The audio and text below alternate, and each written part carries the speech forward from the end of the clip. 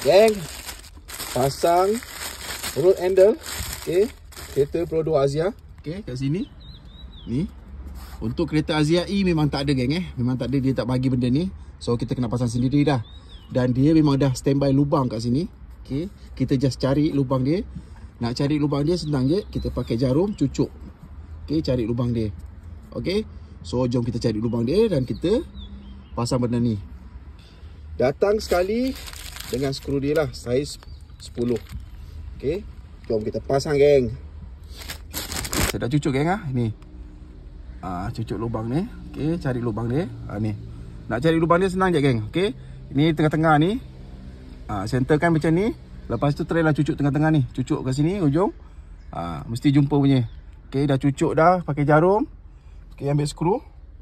Okey, ambil skru untuk bagi besar dia punya lubang lah. Buat macam ni. Dan macam ni. Ni dia punya lubang. Okey, dah besar.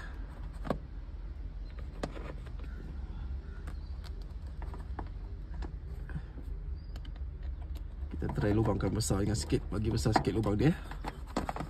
Okey, dah lubang. Okey, nampak dah lubang, ada nampak lubang tu, besar sikit. Lepas tu ambil skru dia. Okey, bagi masuk dulu, geng. Bagi masuk dulu.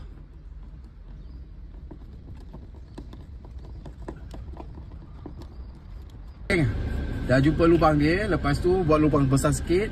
Okey, dah jumpa lubang dia tu, ambil skru tu. Okey, lepas tu pasang skru tu dulu. Okey, bagi nampak, bagi laluan dah lubang skru tu.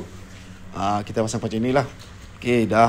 Kalau dah pasang tu, okey, buka semula benda tu, skru. Dan baru kita pasang rod handle tu. Okey, geng. Maaf sebab video ni dia jadi slow motion. Okey. Okey, buka balik skru tu. Buka balik skru tu dan baru kita pasang lah rod handle tu. Macam tu kejap, geng. Senang je, tak susah pun. Macam tu. Okey. Alright, kita buka. Dah buka tu, pasang rod handle.